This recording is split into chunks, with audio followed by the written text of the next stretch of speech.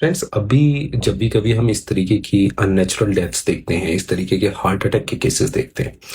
तो मैं देखता हूँ कि अब भी हम लोगों के दिमाग में कोविड या कोविड वैक्सीन्स को लेकर के जो मिथ्स हैं वो वहाँ तुरंत एक्टिवेट हो जाती हैं, और हम इन चीज़ों को, इस तरीके की अननेचुरल डेथ्स को सीधे ले जा करके कोविड वैक्सीनेशन से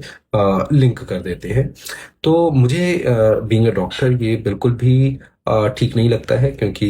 एक लंबे समय से जब भी कभी इस चीज़ को क्वेश्चन मार्क किया जाता है, हमेशा मेडिकल फर्टिलिटी की तरफ से लोगों को सही जानकारियां दी जाती हैं कि किसी भी वैक्सीनेशन प्रोग्राम में साइड इफेक्ट्स का होना बहुत ही कॉमन है, नॉर्मल है। और किसी भी साइड इफेक्ट की जो टाइमिंग होती है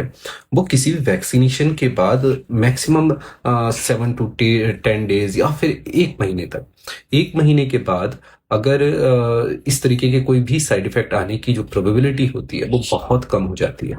अब हम बात कर रहे हैं कि वैक्सीन हमने 2021 में लगवाई थी, और आज हम 2025 में भी कोई ऐसा केस देखते हैं और हम फिर उसको ले जाकर के वहां लिंक करने की कोशिश करते हैं। तो ये बिल्कुल भी ठीक नहीं है।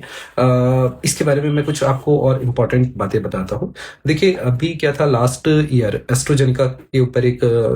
कोर्ट केस होता है, और एस्ट्रोजेनिका उसमें खुद, जिसने की कोविशील्ड वैक्सीन बनाई थी, उन्होंने खुद इस चीज के लिए एडमिट किया कि हाँ, एक डिसीज होती है जिसको हम टीटीएस बोलते हैं, थ्रोम्बोसिस थ्रोम्बोसाइटोपेनिया सिंड्रोम। उसके होने के चांसेस उनकी वैक्सीन के बाद थे, लेकिन वो बहुत ही रेयर केसेस में थे, और अगर उनका इम्पैक्ट होना भी था तो वो बहुत ही इनिशियल डेज में होना था। अब हम 3 साल बाद, 4 साल बाद, 5 साल बाद अगर उस चीज को वहां ले जाकर के लिंक कर रहे हैं, तो ये बिल्कुल भी ठीक नहीं है। तो अब हमें, मुझे लगता है कि इस तरीके से सोचना बंद कर देना चाहिए कि अब जो हार्ट अटैक के केसेस हो रहे हैं या जो कार्डियक अरेस्ट हो रहे हैं वो कोविड वैक्सीनेशन की वजह से हो रहे हैं। तो अब करने वाली चीज ये है कि अगर किसी भी व्यक्ति को घर में ऐसा लगता है, जो 40+ हो चुके हैं और उनकी कोई भी